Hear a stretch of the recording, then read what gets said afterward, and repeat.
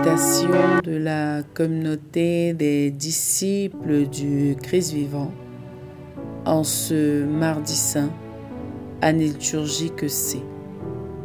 Évangile de Jésus-Christ selon saint Jean, au chapitre 13, les versets 21 à 33, puis 36 à 38. En ce temps-là, au cours du repas que Jésus prenait avec ses disciples, il fut bouleversé en son esprit et il rendit ce témoignage. Amen, amen, je vous le dis, l'un de vous me livrera. Les disciples se regardaient les uns les autres avec embarras, ne sachant pas de qui Jésus parlait. Il y avait à table, appuyé contre Jésus, l'un de ses disciples, celui que Jésus aimait. Simon-Pierre lui fait signe de demander à Jésus de qui il veut parler. Le disciple se penche donc sur la poitrine de Jésus et lui dit « Seigneur, qui est-ce » Jésus lui répond « C'est celui à qui je donnerai la bouchée que je vais tremper dans le plat. » Il trempe la bouchée et la donne à Judas, fils de Simon l'Iscariote. Et quand Judas eut pris la bouchée, Satan entra en lui. Jésus lui dit alors, « Ce que tu fais, fais-le vite. » Mais aucun des convives ne comprit pourquoi il lui avait dit cela.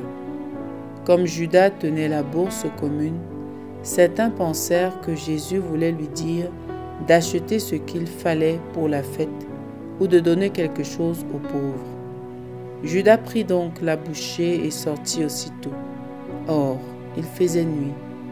Quand il fut sorti, Jésus déclara, « Maintenant, le Fils de l'homme est glorifié, et Dieu est glorifié en lui. Si Dieu est glorifié en lui, Dieu aussi le glorifiera, et il le glorifiera bientôt. Petit enfant, c'est pour peu de temps encore que je suis avec vous. Vous me chercherez. Et comme je l'ai dit aux Juifs, là où je vais, vous ne pouvez pas aller. Je vous le dis maintenant à vous aussi. » Simon-Pierre lui dit, « Seigneur, où vas-tu » Jésus lui répondit, « Là où je vais, tu ne peux pas me suivre maintenant. Tu me suivras plus tard. » Pierre lui dit, « Seigneur, pourquoi ne puis-je pas te suivre à présent? Je donnerai ma vie pour toi. » Jésus réplique, « Tu donneras ta vie pour moi? Amen, amen, je te le dis.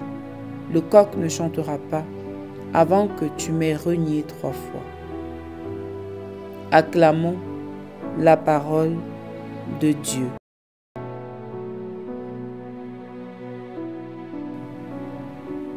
Méditation. Bien-aimés dans le Seigneur, nous sommes dans la semaine la plus importante de l'Église, la semaine sainte, la semaine du Saint-Sacrifice, la semaine pendant laquelle l'amour de Dieu pour l'homme se donne totalement par le don de son Fils unique. Hier, nous avons vu Marie de Magdala faire un don précieux au Seigneur, une manière de lui dire qu'il vaut plus que tout l'or du monde. Aujourd'hui, par contre, nous avons des exemples de trahison. La trahison de Pierre, que le Seigneur Jésus annonce, et celle de Judas, qui a lieu dans le texte.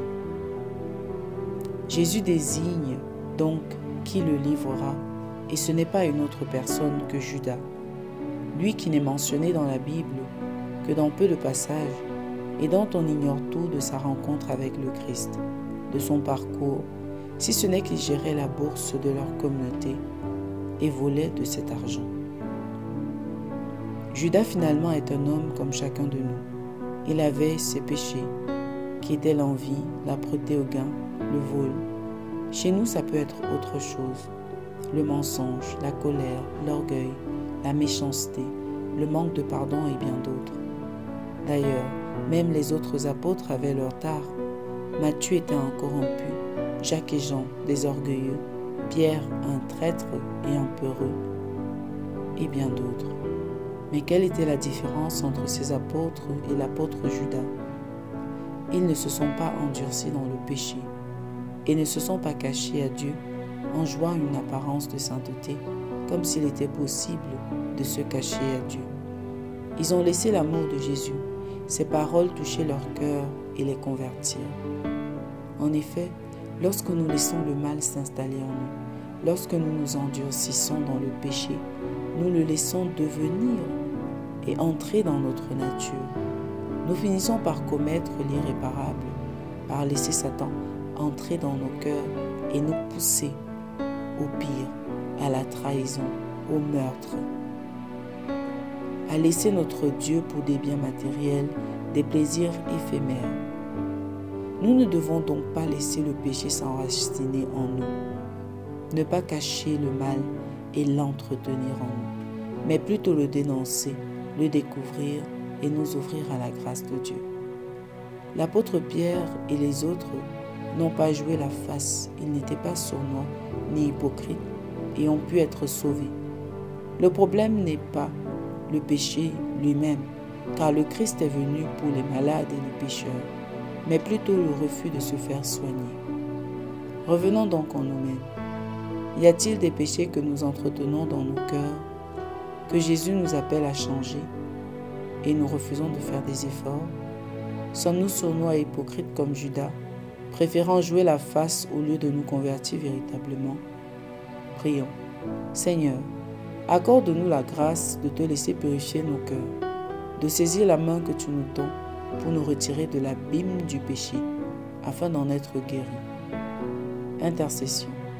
Nous te prions pour tous ceux qui ont été trahis par des familiers, des proches, qui trouvent en Jésus la force de pardonner. Maman Marie, intercède pour nous. Exercice spirituel. Prions au Seigneur de nous libérer d'un péché qui s'est ancré en nous. Loué soit Jésus-Christ, à jamais.